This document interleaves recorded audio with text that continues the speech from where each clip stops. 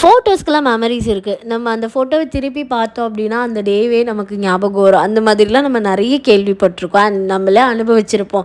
ஆனால் வாசனைக்கு கூட மெமரிஸ் இருக்கா அப்படிங்கிறத வந்து நான் நேற்று தான் ஃபீல் பண்ணேன்.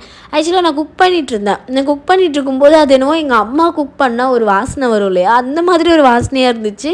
எனக்கு ஒரு நிமிஷம் அப்படியே பழைய மெமரிஸ்க்கே போயிடுச்சு. ஏன்னா எப்போது நான் குக் பண்ணும்போது என்னோடய குக்கிங் வேறு மாதிரி தான் இருக்கும்.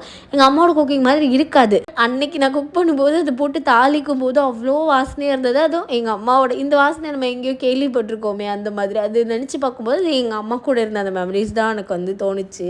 அதனாலே என்னவோ தெரியல, இன்னைக்கு சமைக்கும் போதே சீக்கிரம் சாப்பிடணும் அப்படின்ற மாதிரி ரொம்ப பசியாக இருந்துச்சு. நானும் வந்துட்டு வேக வேகமாக சமைச்சிட்டு இருந்தேன். சமைச்சிட்டு இருக்கும்போது தான் வந்து இன்விடேஷன் வந்துருந்துச்சு. குட்டி பொண்ணாக இருந்தால் அவளுக்கு இன்னைக்கு கல்யாணம் அப்படின்னு கேட்கும் போதே ரொம்ப ஹாப்பியாக இருந்துச்சு. அதுக்கப்புறம் ஹஸ்பண்ட் வந்தோடனே அவங்களுக்கு வந்து சப்பாத்தி செஞ்சு இந்த கிரேவி வச்சு கொடுத்துட்டு நான் தோசை செஞ்சு இந்த கிரேவி வச்சு பிக் பாஸ் பார்த்துட்டே சாப்பிட்டேன்.